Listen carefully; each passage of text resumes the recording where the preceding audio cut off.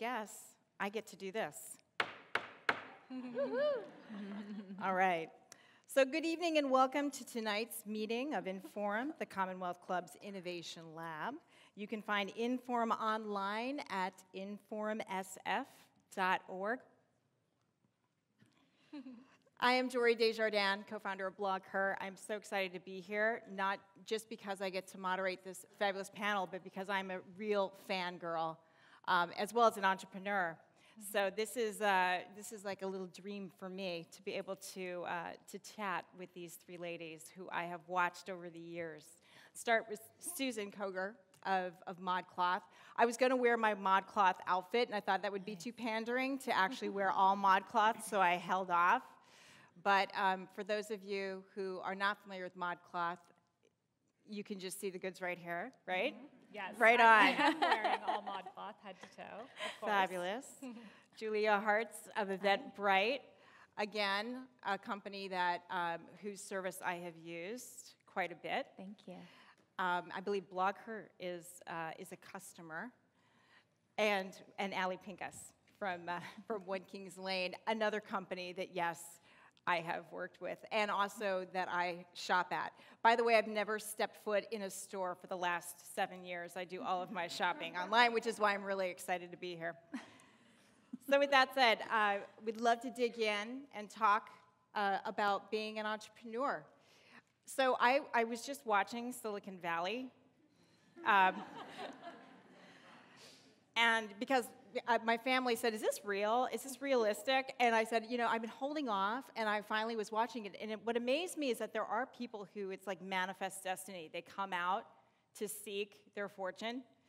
And it didn't work that way for me. Like, I didn't come out thinking like, oh, I'm going to start a company that's going to go public, or I'm going to start a company that's going to get bigger than this or that. And I have to ask you, since the three of you have founded companies that have gotten so big, so scaled, did you actually plan on that? And I'll start with Ali. No, I mean, it started off as a project. One Kings Lane was a project that Susan and I started, and we're obviously incredibly passionate about, and we just hope to make it through the first 6 months, and then the first year, and that's how it was. So it definitely wasn't like, let's go build a $10 or $50 million business. I mean, so you just wanted to pay the bills. Yeah, and we just were so incredibly, passionate and dedicated to the idea that this needed to exist. So was it a problem you were trying to solve, or did you really want to start your own company? So it was a personal problem. Both of us were obviously, really keen on solving the problem for ourselves, but also very cognizant of how sort of the space was at that time. And you have to sort of remember that the home category back in 2008 is not what it is today. And in many ways, we are probably about a decade behind fashion. So there was a lot to do in the home category. How did you know, though? I mean, the flash sale model was still so new. I mean, you founded One Kings Lane in 09 or 08? 08. So in 08. Yeah, good timing. And I think we should also share that Jory's partner, Lisa Stone, introduced my partner and myself. Oh, wow. So Susan and I got introduced through Lisa, and we're so grateful, and we're forever grateful to you guys. But flash sale, we knew that. Thank you. I can't take credit, but I will. Thanks. Great. But to finish on that thought, though, I mean, it was such a new model, and Gilt was emerging, and some of these flash sale type businesses. How did you know that would even take off in that space? Well, we believed first and foremost that shopping for your home needed to be reinvented, and it's also important to sort of think back about sort of what was happening in the economy and in the world at that point. It was the fall of 2008 when we started, and clearly things were changing, and the opportunity for us was really to work and help our partners, the vendors, and they had excess inventory. So flash sales was the perfect sort of solution for our business. And you never thought for a second, oh my God, this is 2008, and the bottom is falling out. Yeah, I mean, of course. Wait, can I jump in? Yeah. I met you prior to One Kings Lane even becoming an idea, and let me tell you, in raw form, you are so optimistic and so curious that there was no way that 2008 was going to have any sort of issue with you starting One Kings Lane. So I often think back to that first time that we met. That must have been in 2006. And I think that one of the characteristics of an entrepreneur is that you are a little bit crazy in a For good sure. way. And so I actually don't feel like that it could have been any year and you would have sought out that idea, I feel like. So Yeah, I mean, we turned every challenge into an opportunity. And so we basically shook hands October 30th, 2008, and we launched the business March 31st, 2009. And we set goals for ourselves, and we're incredibly focused. And again, just use all the challenges and turn them into opportunities. So.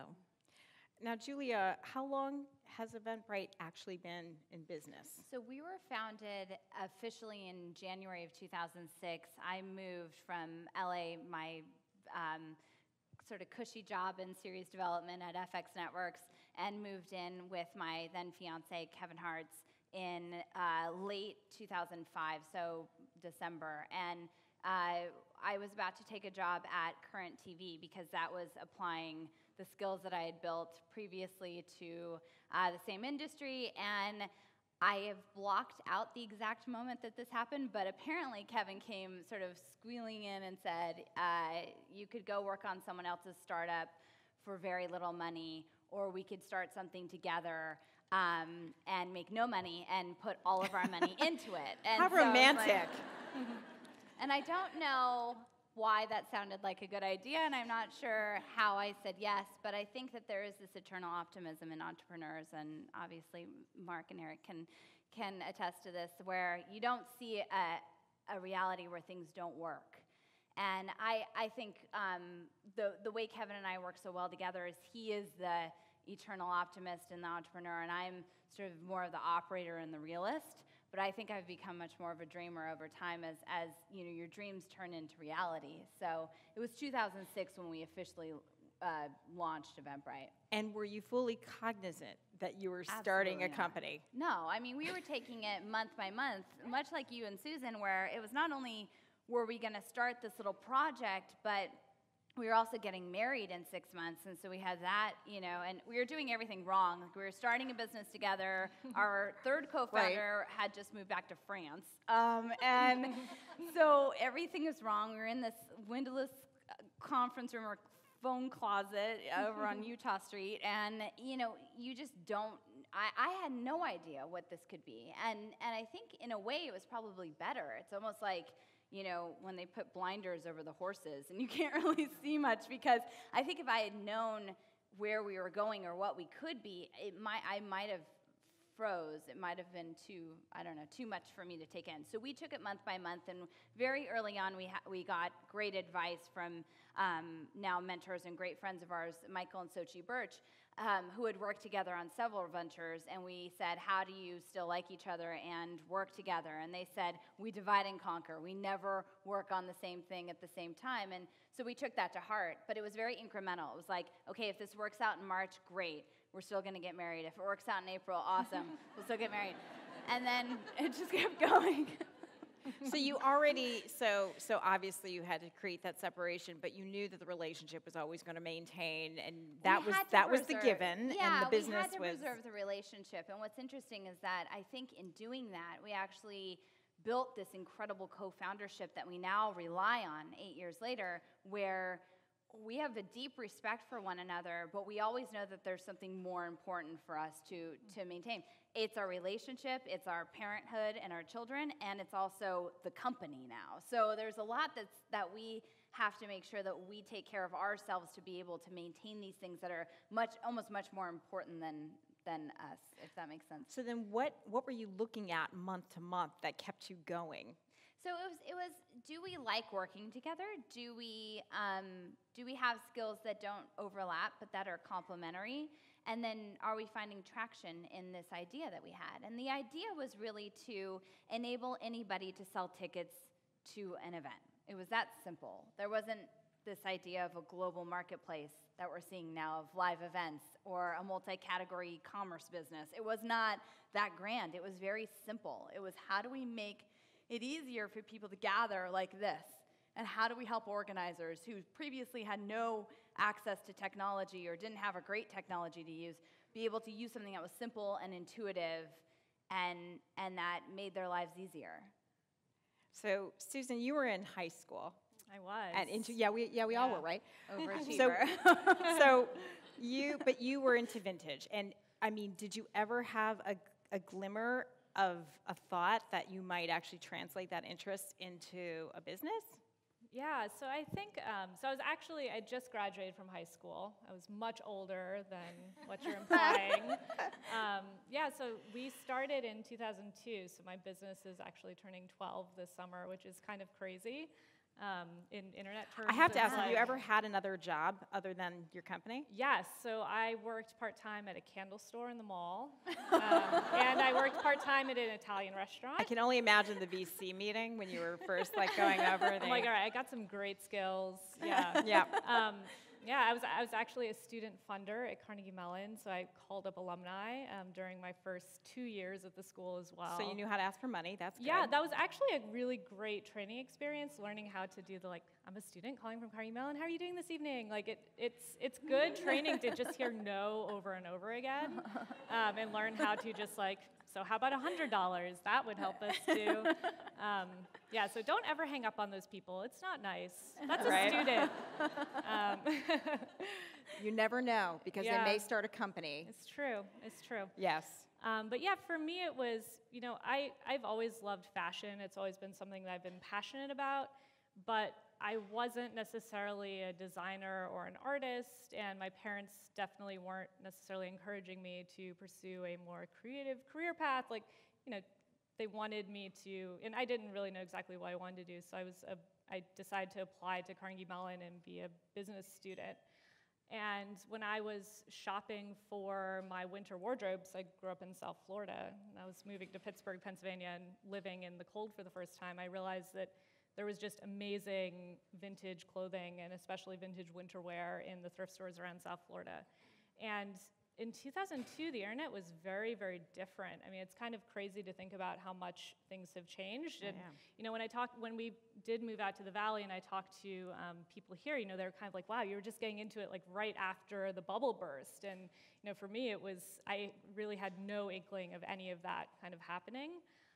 But I just, I was totally bit by the entrepreneurial bug. I was like, wow, I can buy a vintage coat or a vintage T-shirt, and someone around in a different part of the country or even in a different part of the world will buy it from me, and I'll get to ship it to them, and they'll get to go out and buy more. And that was just such a cool experience. But you bootstrapped for a while, We for did, a long time. yeah, for a very long time. So my co-founder, Eric, who's here, was my boyfriend at the time. We were actually, talk about being crazy. I mean, we were high school sweethearts. We went to college together. Let's touch we got on married. We run this business together.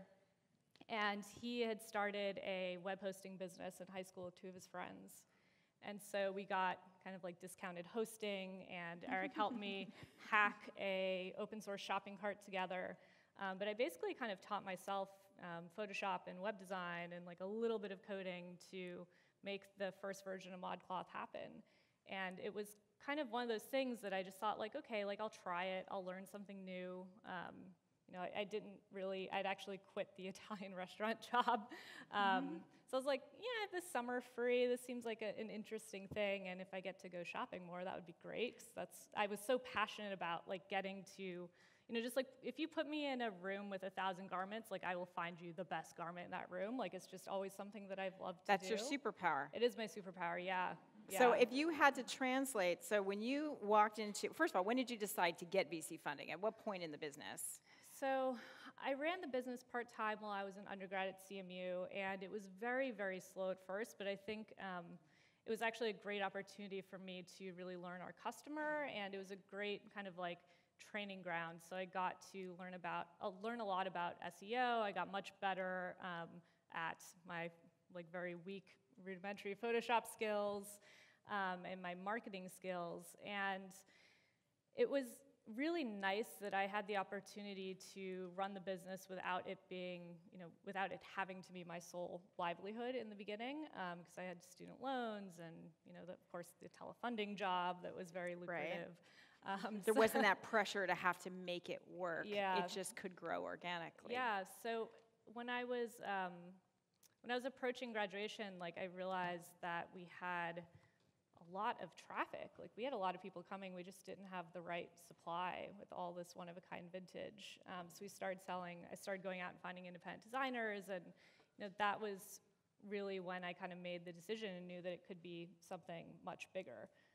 But for me, much bigger was just like, can this support me after graduation? That would be great. Because I was looking around and I looked at my classmates and none of them were going on to do jobs that seemed even half as interesting as what I was doing or what I could be doing working on ModCloth full time. So how did the VC part come into that? And I think, and I'm bringing this up because I would just say that usually the VC decision, I don't know if it's a male-female thing, but I find that many of my friends who are female entrepreneurs have often said, like, I'm growing the business, and then we'll determine that, but it's not a given that we're going to go get VC funding.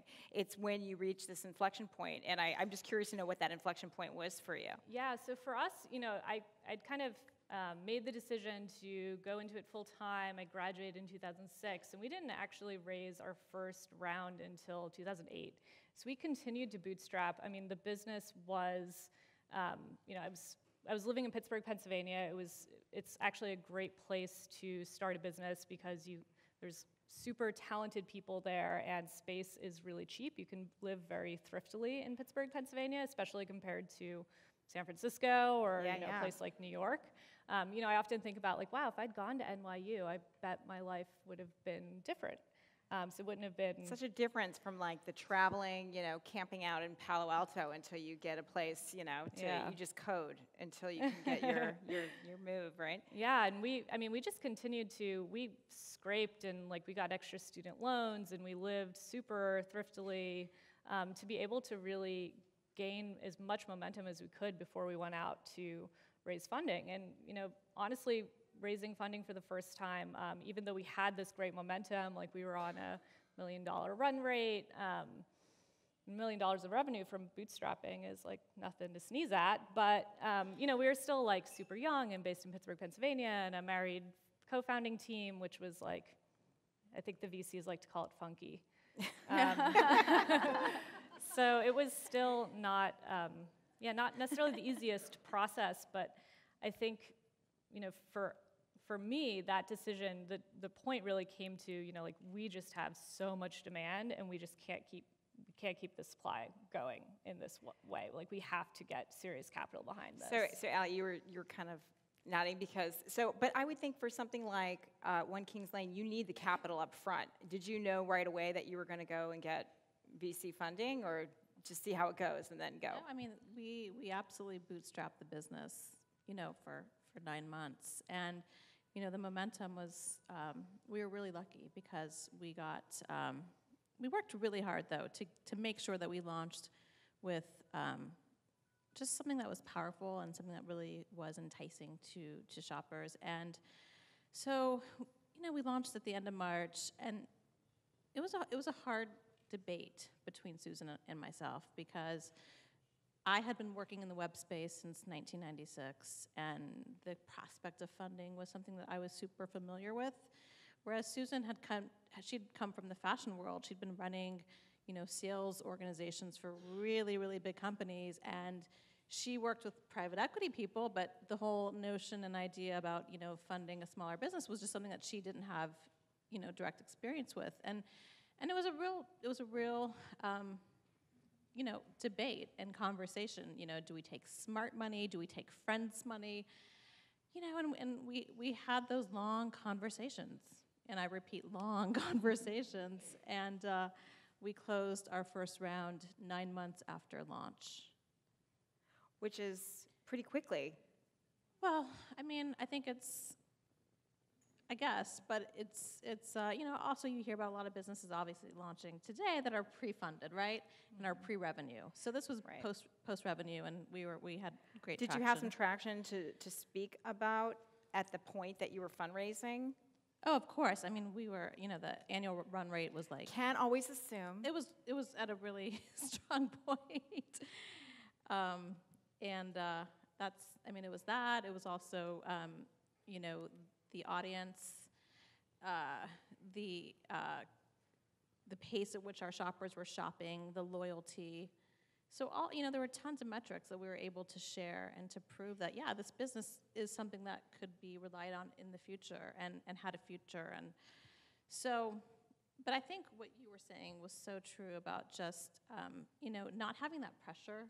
And when you don't get that funding, you can actually take those chances that you might have been nervous about had you taken someone else's money, because again, we had nothing to lose except just what we had put in, and it was baby step after baby step. And then at a certain point, we saw that there was so much demand, and to run the business effectively, we knew that we needed to raise that first round.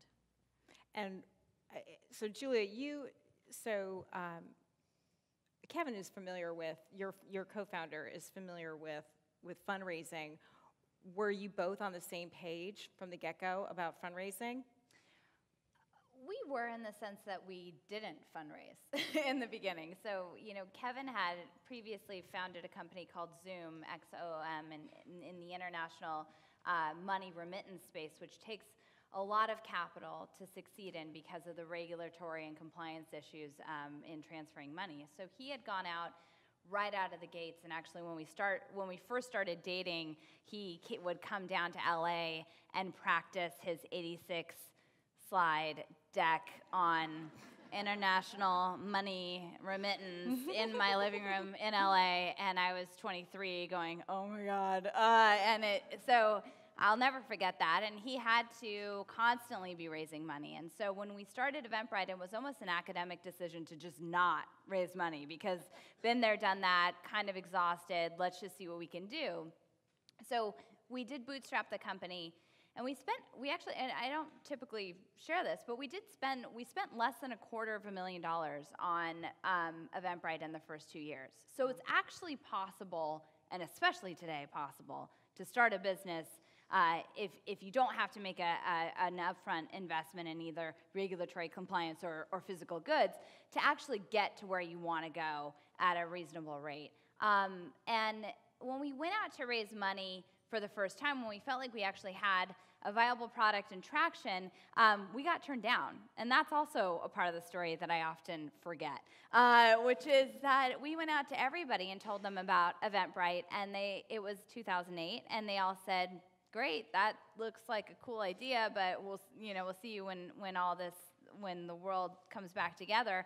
And we left the community of VCs with our plans for the next year. And I remember thinking how open Kevin was towards telling people what we were going to do and how we were going to do it. And actually, in the end, that's what helped us raise our first round. So in 2009, we came back, almost exactly a year later, we came back to the VC community, and they had all, the ones that were tracking us had kept our plan, and they saw that we did what we said we would do. And I remember thinking how simple that was, and actually that for all the flack that the VC community gets, there's something inherently good in the fact that a handful of VCs said, wow, you really did what you said you'd do. I'm all ears now.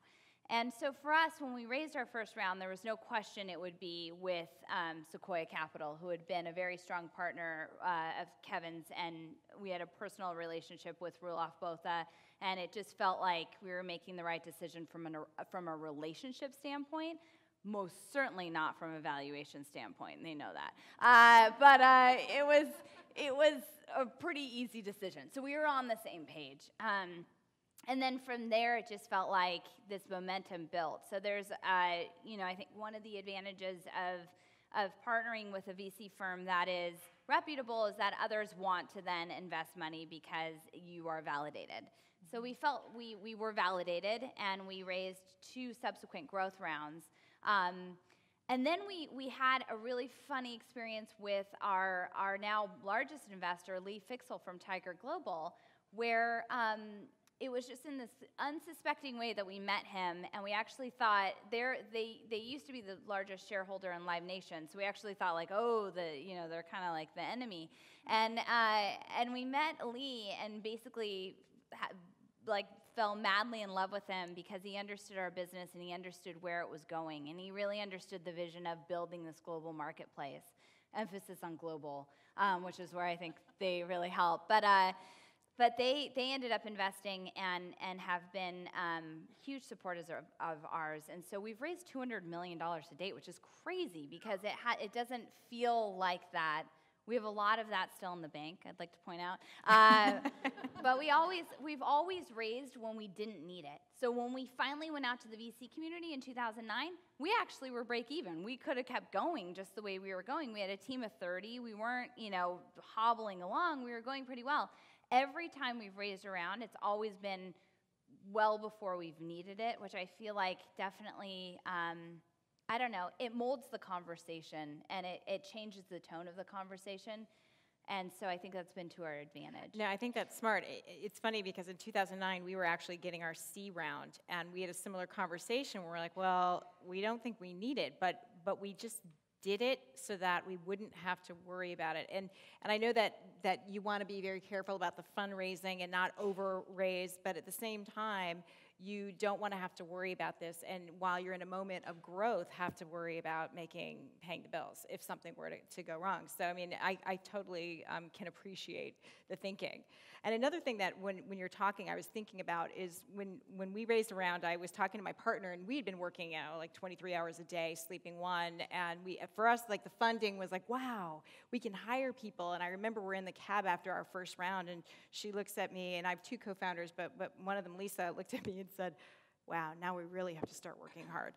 Yeah. And I was like, Exactly. And so I'm curious to know, post-funding, how did life change? I don't feel like life changed much. I think Kevin and I are glutton for punishment. Basically, like we would create board decks before we had a board, and we would present them to Kevin's father. I'm not kidding. Every month. Adorable. Every month. That's really cute. I mean, out in Orinda by the pool. So here's, so it hasn't changed much because I think we've found the right partners, and I think it's so important. I'm sure you guys can attest to this. Like, you have to find the right people to invest in your business and to partner with you, just like you find the right people to join your company as employees, or you find the right advisors. It makes all the difference in the world. So I don't know, I mean, this is on record. I don't feel like I'm beholden to this group of people because I feel like we're all in it together.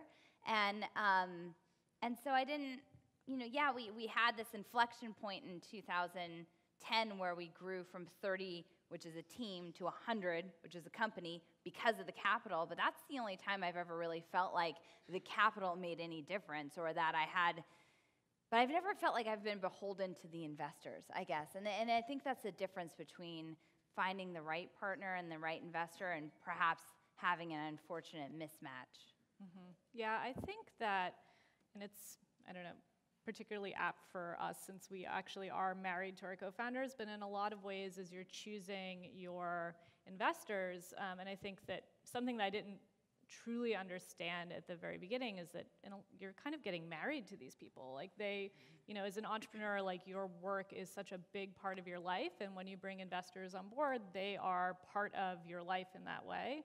And I think it's so important that you guys like define success in the same ways, and like you really think about, okay, like is there a potential outcome where I would be really happy and the investors would be really upset, or where the investors would be really happy and I would be really upset? And I think that is, thinking about it as a marriage is really important.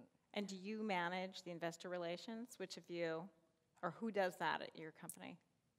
So Eric is our CEO. I'm our Chief Creative Officer. So Eric takes the brunt of the investor relations and that work. But I mean, when you're going out and you're raising capital for the first time, especially, the founders are selling in the team. Yeah, you're selling it together. Yeah.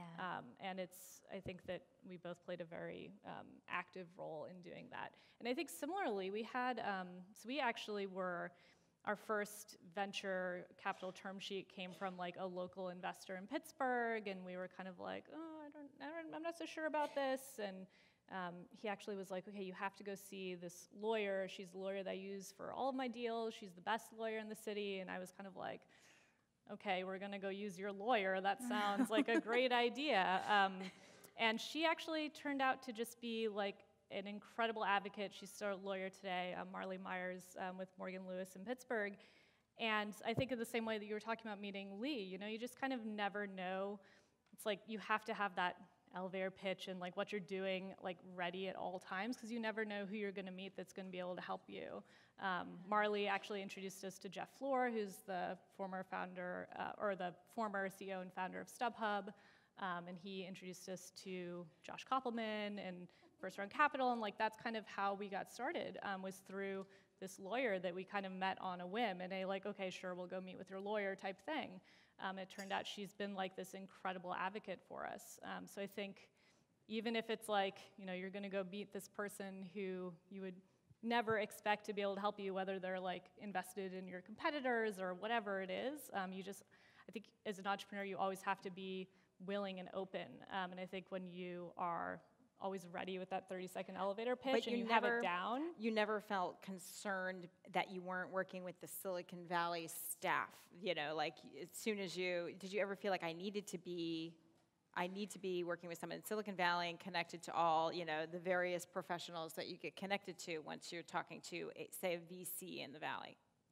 I think for us, being based in Pittsburgh and just kind of trying to, like, being this funky founder team, we were just like, all right, well, we have this rocket ship, and like we need more fuel, and kind of just like who's going to give us more fuel. We weren't really thinking about, you know, let's get to the Valley, let's figure out. I mean, that was in the back of our minds, but it was kind of like first things first. But you guys were. I mean, Josh had Josh, such absolutely. incredible experiences, and like he's invested in One Kings Lane as well, right? Yeah, and so was Lee, and so I was giggling to myself just thinking about, you know, to your point about marriage, like that was something that we really talked about, and also agreed that fundamentally we were getting married to our investors. Yep. And I think Susan and I also said something very similar, which was, okay, now the real work begins. Not that we weren't working hard, but you know, when you take someone else's money, the stakes go up, and you feel so much more responsible, and just you want to always just keep on delivering and delivering even better and better. So, and I think following on to Susan's point about you never know when you're going to meet that person, one of the things that I couldn't quite figure out in Hollywood was how my career was going to get better by the relationships that I had. And I was exhausted by the fact that no matter how hard you worked, which was a novel idea at that point, like how you would get ahead by having, you know, 10x more relationships. And it was almost like a relationship economy in itself. And I didn't really want to participate in that. That was not something that felt organic to me. Yet here we are, where in these situations where the most unsuspecting person or people will become your greatest advocates. I have one other example, which is when we were in that process of closing our first round of funding, a venture firm said, oftentimes VCs will have an expert in your field come in to vet you. And I think it's a great opportunity to get outside advice and perspective. But you get rung through this like multiple times. And one firm said, we'd like to send in the ex-CEO of Ticketmaster to come talk to you. And I went, Kevin, I can't be in the meeting. I can't, like, it will go badly if I'm in this meeting. Why would you say that? Well, I just thought that maybe he might be kind of douchey. Like, I didn't know. Thanks. and so Kevin drugged me to the meeting. Kevin's really good at meeting everyone and hearing all of their opinions. I mean, the guy just loves feedback. And so I'm sitting there in the meeting, and all of a sudden I realized this guy is anything, he's the opposite of douchey. He's super smart, he's an incredibly charismatic operator and leader, and we could actually learn something from him. And after the round was closed and we didn't actually sign with that firm, we just called him out of the blue and said, "Do you want to join our board?" And I think it shocked him as much as it shocked us when he said yes. And Sean Moriarty has been, honestly, one of the biggest inspirations for us. He's been a close advisor. For 2 years, he came up from LA, and for 2 days a week, he'd sit in between Kevin and I in our office and have just open office hours to the entire team, not just us. I mean, really incredible asset for us. I don't think we'd be here if it weren't for him. Well, and you decided to ask, which is something you wouldn't think to do because you're disrupting Right. what he was, Right. what he built, and yet We were, and Had you also not- we were audacious enough to ask him to just join the board. I mean, it was almost like having a one-night stand and saying, "Let's get married." You know, I mean, it was like, and it worked out. I mean, that is truly one of the things that I think is so incredible about that. It's not about being particularly calculated in your relationships as much as being open to all the possibilities. And I love when life throws you something that you think is going to be one thing and it turns out to be another. I want to ask about co-founders because, yes, we know that in 2 of 3 cases here, co-founders are also spouses. There's a book that I read about 8 years into my company about co-founders, and apparently, statistically speaking, the least likely successful partnerships are the ones where you're either married to the partner or related to the partner in some way, and you all seem to make it work. So I would like to understand a bit more. You talked a little bit, Julia, about how you created a boundary, but I would like to know more about that and how you divvy up that labor and how you work that relationship. And then in your case, Allie, because you have a spouse who is an entrepreneur, did that affect you at all? And do you have a partner outside, which is good, I would imagine, but do you still borrow from that expertise that Mark has brought from a... You go first. She looks at me like, first. what Let me hear this expertise? What are you answer." talking about? So the first question was about how do you sort of divide and conquer with Yeah, your and also about how partner. you chose your co-founder, because I mean, yes, your investors are important, and you're getting married to your investors, but you're getting married to your co-founders Yeah, or for co-founder. sure. So with Susan, it was incredibly organic, and it's also important and helpful to know that we didn't live in the same city. Okay, I was living in San Francisco, and Susan was in Los Angeles, and we met through Lisa.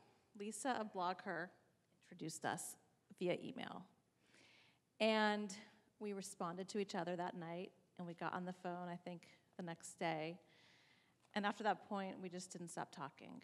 And we didn't stop emailing. And then the date happened. And I flew down to Burbank, and she picked me up in her car. And it was really funny because we had been talking nonstop, and then here I am in her car, and we're kind of like on a first date. And then that night, her husband asked me a lot of questions. A lot of questions. Needed his approval, huh? I had to get approved by Bob. And we just sort of knew. And 2 weeks later, we shook hands. She came up, and we were meeting with my friend Trina, who helped us with our logo. Or we had a first meeting to talk about the logo and the brand.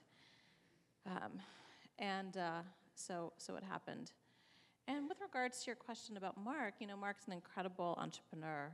And I think the best advice he gave us was, think about this as a project, and that's what we did, right? So that also safeguarded us and made us feel, we were obviously working incredibly hard, but we needed to also be aware that this whole thing could fail. And how do we prepare for failure, right? And preparing for failure takes many forms. It's being really smart about your contracts. For us, it wasn't hiring employees, it was working with consultants. Mm-hmm. It meant, stretching ourselves in a variety of ways. So, for example, the company that built our website wasn't based here. We couldn't afford to hire engineers in San Francisco or the Valley. We drove to San Luis Obispo, and we found a firm, an amazing firm, who built our website and also managed our customer care and also had a warehouse. Because we had to be really smart, again, about sort of how we set up this business and how we managed every dollar. So I do want to hear about how you've worked your relationships with your co-founder, but I also want to invite people who have questions. I believe there's 2 mics, or just the one back there. And is this one we can use too? So if you want to line up, and over there, I invite you to. So Julia, talk more about your boundary setting and how you've established that. Boundaries. You know, I guess, so for Kevin and I, we've always, first out of necessity, focused on different areas of the business. And so I guess, like, in hindsight now, I can say that I've always been about people, and he's always been about product. And so in the beginning, it was about finding the people to use our service and caring for them. And then I would feed all of that to Kevin, who would design the product, and then Renaud, our third co-founder, would build the site, and we would QA, and it was this like 24/7 dev schedule, because remember, Renaud was in France. And it worked out quite well for the first 2 years. It was just the 3 of us. And then in 2009, when we raised that capital and we were about to grow from a team to a company, I felt like it was inevitable that we would go through this hyper-growth phase, and we would sort of destroy the culture, or we would lose our identity by the end of that, because I saw so many people go through that, and I thought it was just inevitable. But I also realized at that time, and I had our first child, that I felt for Eventbrite the same way I felt for my own child. And I know that sounds so weird, and I someday they'll be in therapy over it, but there is this unconditional loyalty and this fierce love that you have for something you create. So I decided to put the inevitability and then that unconditional love I had together, and kind of at that moment had a epiphany that I could focus just on the people of Eventbrite. Because at that point, I had found Brightlings, which we call them, much more brilliant than myself to run things like marketing. Tamara Mendelson, who I have the great pride of saying I hired, runs our global marketing at Eventbrite. Dana Killian runs our customer service. And I got to kind of say, I want to be the advocate for the people of Eventbrite. And so I really got to kind of carve out my own role. And it's evolved over time, and I really had no idea what I was doing. But I felt like inherently, if I could come to the table of any major decision of which I had access to and say, here's what I think is right for the people of this company, I felt like I could maybe make a difference in that inevitable trajectory. And it's worked out really well. I mean, it's a journey. I have no idea what's going to happen tomorrow, but it's worked out well. And so for Kevin and I, it's about really defining our roles over time. I think it's important to have one CEO. Kevin is our CEO, and we're really lucky to have him. And in many ways, he's my mentor. I get to sit next to him every day. And one of the things that he does for me is he doesn't see a reality where I can't do anything. I mean, he thinks I can do anything, and that's insane, and also incredibly inspiring to me. And so I think that we've just really kind of carved out these nice roles for ourselves where we very, very seldom overlap. And I can't really remember a time where we've broken our golden rule of divide and conquer. There's been little moments here and there where, and you know, it shows. It puts strain on the relationship, and then we step back and go, oh, we broke the rule, like, you know. So I don't know. I think we both at this point feel incredibly humbled and honored to be operating the company that we founded, because that's not a given, and I think it's a privilege, and I think that we wake up every single day feeling lucky to be in that position, and we'll be there until they show us the door. I want to make sure that we get to some questions. Hi, all 4 of you are speaking so well and generously. Thank you. My question is a bit of a selfish one. I recently launched my own company, and one of my struggles is with identity. And I'd love to hear what you'd have to say about your own experiences with who are you as a person. For me, am I a maker? Am I a business person? Am I a designer? And also the identity of your company. Is it this small thing that I can manage because I know how to do that? Or is it this bigger thing, and you've all taken that bigger thing path? So I'd love to hear some thoughts on that. Yeah, So I think I this remember you is- mentioned something about that when we spoke earlier about having to create, to forge that next step and that culture in the bigger picture. Yeah, I think this is definitely something that I feel pretty intimately familiar with, and I think that anyone that's, I think anyone who's created a company, you know, you feel this fierce like love and affection for it. I don't have kids, but I have dogs, and so I can kind of same imagine. Thing. Same Jim. So I totally get that, and I joke a lot of times that like my middle name is ModCloth, and I'm kind of like, you know, one day I won't be running ModCloth, and what will that mean for me? And I think that you can, so if you want to run a lifestyle business and you want to just do it yourself, like you can absolutely do that, and it can be very much like a part of who you are. I think in order to grow it, though, you have to step out and you have to kind of consciously make that decision. And I think to Julia's point of kind of like, who do you want to be in the company, right? Like if you want to be the spokesperson for the company, if you really love doing that, if you love, you know, if you're like, man, one day I would love to just do public speaking all the time and be on TV and do this and that, like, then I think that you absolutely can do that. But if that's not what you want, then I think you have to kind of figure out like what your company means to your customers and how you can best shape that. And I think what I'm trying to get to is like, what's the kind of emotional core of what your company does and what your company means. And what you're bringing to the company. Yeah, and I think what is your ultimate contribution? Yeah. Right? Maybe it's not about being the face. It might be about the person that's in the back that's encouraging other people to be the face. Yep, or the person in the back that is encouraging, you know, the employees of the company and that's building the culture. And, you know, like, I think that as an entrepreneur, you have to be really selfless in a lot of ways, but you get to be selfish about one thing, and that's like building your job to be exactly what you want it to be. And that doesn't mean that you get to do exactly what you want to do all the time, but you get to work towards building that. You know, as you give up. In my case, like it was like, oh, okay, I'm not going to photograph the products anymore. You know, I'm not going to ship the boxes anymore. And you like give that stuff up, and you shape exactly what you want to do. That's really, it can be very hard to do, but it's really rewarding. I agree. Another question?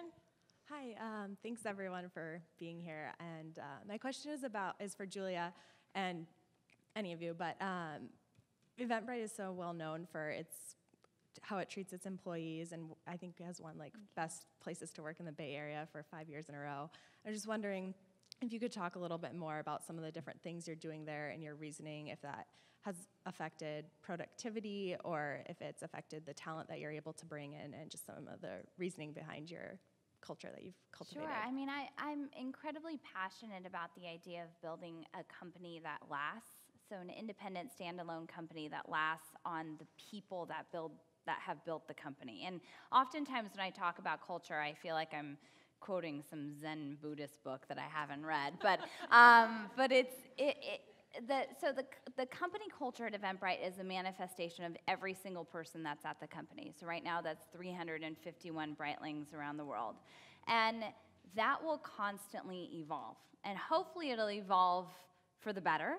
I think that we like to think that we're in the pursuit of relentless evolution.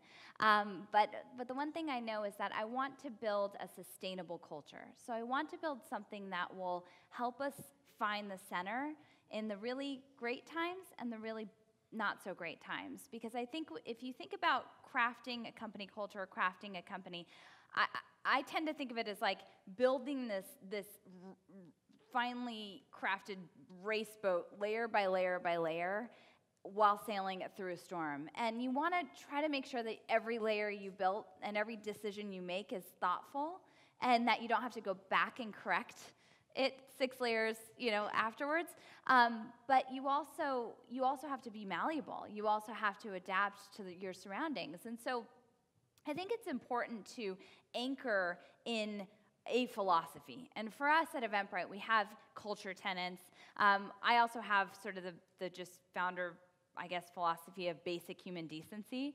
So oftentimes it's coming back to things that are really simple and are really just sort of common sense, again, I've never done this before, and I really, truly haven't read the books. So I have no clue as to what is coming next. A lot of it is gut, but a lot of it is just coming back to what's important to people, what motivates them, what makes them feel appreciated, what pushes them to create their best work. If I had it my way, everybody at Eventbrite would look back at their time at Eventbrite and say that was my best work, or that was my best leader. And so, every day it's about making decisions that kind of align with that vision.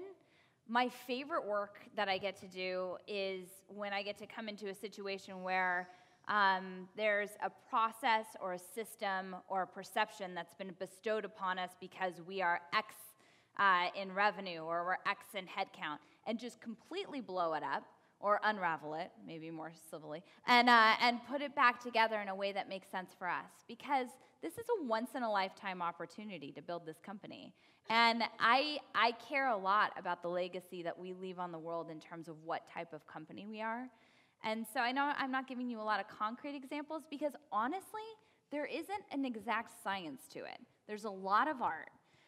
Some of the sciences, we are working hard to build a high-velocity feedback loop. So we use things like Net Promoter Score internally. We use things like Culture Amp to do we're constantly surveying ourselves and then immediately sharing that data back to the company and talking about what we can do to improve the areas that we all know need improving. It's brilliant when everyone in the company knows what you could be doing better, right? So just that simple fact alone has been tremendous for us.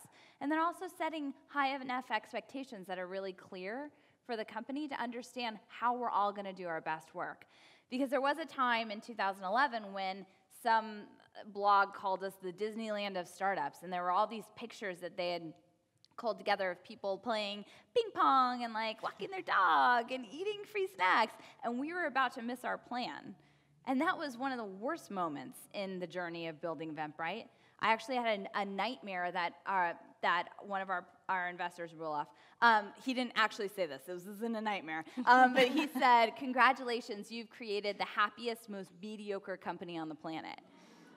So that for me was a big turning point. So I think it's about a lot of different things, but I think coming back to center of how do you build a company where the people feel valued and they're doing their best work is sort of my end goal. I don't know if I'll ever reach it, but I think that's the best part. Well, and right? it's so interesting that you use the word legacy, because I think with a startup, you're thinking survival, and you don't think about 5 years in. Yeah. And you don't think Yeah. about what people are going to be, how they're going to be reacting, right? It's about selling people in on the idea. They're psyched because this is new. And then once that happens, what is it that's going to sustain a company? So I love how you described how you've done that.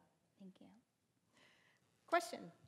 Hello, my name is Tim, and I'd love to give the panel's thoughts on the fact that yesterday Google released their numbers on diversity, and 70% of their employees are men, and only 12% of their technical employees are women, with diversity being such a hot topic in conversation within the industry over the last couple of years. Do you think that other companies following in their stead will advance the conversation, or are there other things that you think that will encourage more women to follow in your footsteps? I was surprised by the numbers. Did you? I was quite surprised. I think my general philosophy is you can't be it unless you can see it. And so I think having women in leadership positions is incredibly important. I remember going and secretly counting the gender of Eventbrite because I didn't want to freak anyone out, and we were really close. We are really close to 50-50. We're not 50-50 in engineering. We're somewhere like 70-30. Which I think is actually pretty good. I just went through a tour on Southeast universities talking to the technical, the engineering departments, and nobody has 30% females in their engineering department right now, which is scary because we all think that it's getting better. So, but I think it's really important to model. And I take role out of that because role model feels like a very big, it feels like almost like a mentor. It feels like a big obligation. I think just modeling, for anyone is important to see something that they can be. and yet building a great company that explores diversity and that celebrates diversity is obviously something we all should be thinking about and doing, not just thinking about. And do you, Allie, Susan, do you think about it as well in terms of developers, or is it really, I mean, I can speak for BlogHer, we're almost, I think 90%, I'm looking over at our head of finance here, 90% women. But tech, thank you, we have one tech person here, thank you, who's female. But we don't have a huge number of tech, and I don't know if we think about it all that much, but when it came to developing the product, it kind of made sense to talk to a female blogger in the space who actually knew how to develop tech for women, right? I mean, what do we think about, and do you think about that, given that your customer is a female? Yep. Yes, and I'm actually looking around the room. I'm trying to find our women from One Kings Lane. There they are. Many of them are developers and engineers, and you know, we have worked hard because, you know, you want to find, obviously, like, great women and great leaders and great talent. But I also think it's important to remember that we live in a really special place. I mean, I, for example, get to meet a lot of female entrepreneurs, like, on a daily basis. And I mean, from what I'm seeing sort of like this greatness around the idea and the notion that you can do it. And I also think that we also live in a community where people are incredibly supportive of each other, like the female group, right? The women group. Yeah. We're really supportive, so I feel really lucky and special to be here. Yeah, I think one thing that I would add, so you said, like, do we think about this because our customers are women? But, I mean, when you really think about, like, all customers are women, you know, for Google, right, like, 50-50, right, because it's reflecting the population. But then when you think about consumer brands, like, I think it's women control, like, 70% of their household spending. It's 83%. Yeah, so it's real. I mean, yeah, you know better than me, right? Yeah. So, I mean, we learned, like, customer is king. It's like, no, king's actually a gendered word. Customer is queen, if we're going to say a gendered word, right? I mean, any brand. That's so treatable. Right? Yeah, right. I mean, I think we just need to get used to saying that, because it's actually, like, it's not just 50-50. It's like women are buying not just fashion, but, like, the cars and the technology and, like, everything in the house. We talk about her. We talk about her, too. Yeah, it's all about her. What does she need? I would also say, I think in a lot of ways this starts very early. So one thing you mentioned earlier that I was going to comment on, and we just, you know, there's so many wonderful things to talk about, but, like, you said that Kevin thinks that you can do anything. And I kind of have had a similar experience with Eric, where he's just like, you know, he grew up being told that he could do anything and be anything, and he's kind of, like, shared that with me as well.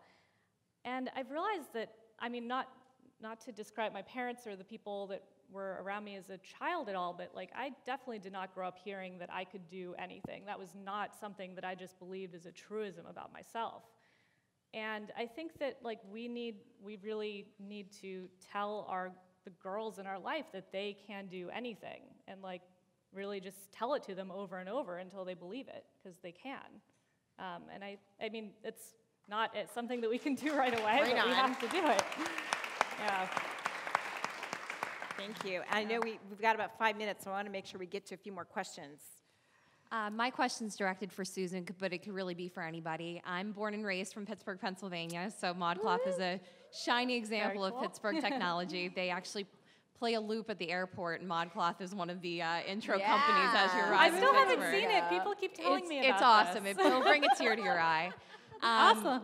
So location is such an interesting topic, just because there's so many new tech cities that are rising out of the country. So my question is, if you were to launch your company today, would you still launch it in the city that you originally launched it in? That's a good one. Yeah, I would absolutely launch a company again in Pittsburgh, and I think that I think that we're starting to see the venture capitalist community be a little more open to traveling outside of the Bay Area, not just going back and forth between Palo Alto and San Francisco proper. Yeah, I mean, there's incredible people who are doing incredible, especially in a place like Pittsburgh that has great universities, and, you know, I think that there's a lot of potential and a lot of talent out there, and I would definitely love to be part of that. That's something that I've thought a lot about as I think about, like, what could I potentially do in 10, 15, 20 years, like doing something that supports entrepreneurship in other places, because I do think in a lot of ways we live in a bubble here. It's very easy to be like, oh yeah, everyone's wearing a Fitbit, everyone's doing this, everyone's on this new app. When it turns out, like, a lot of, oh gosh, I'm not going to remember this exact stat, but we did a big market poll of like women 18 to 35, and it was only like 65% of them had purchased clothing online in the last year, and I was like, whoa, that really surprised me because I don't go to stores. I mean, I don't go to other stores. But yeah, I mean, I was just like, wow, okay, yeah, there's still a lot of people in the country that aren't shopping online for everything, that aren't doing that sort of thing. So I think that, and I do think in a lot of ways that like outsider point of view can be really innovative. You can get some great ideas just because you're not surrounded by the buzz of like, oh, there's already 10 other people doing this. Well, maybe you're going to be the one that does it right, and it's better that you don't know about the 10 other people that are doing it. Right. I don't know if you guys have any experience in other cities. I learned that early on in programming, actually, in television. So at FX, we were programming to the middle of the country, and yet we do live in this bubble on the West Coast and the East Coast. And I'll never forget working on it. I was the least senior executive at FX and the only woman. And they put me on a show called NASCAR Drivers 360. It's a very highbrow documentary project in which we followed NASCAR drivers. And, you know, you really, truly, I grew up in the Bay Area, so to go to a race where there were 100,000 fans in the middle of the country, it speaks volumes in terms of how we are the minority and how different it can be. And so I think that was I had a very early on aha moment on that. So I want to get to everyone's questions, but I think we've got 1 minute left, and it is an informed tradition to ask for the 60-second idea that will change the world. So I hope you're ready, because it better be good. So let's start, Julia, with your 60-second idea. Mine's relevant. I'm going to take almost all 60 seconds to announce that Allie here is pregnant. And 7 months. 7 months. Like, we need to, like... Woo!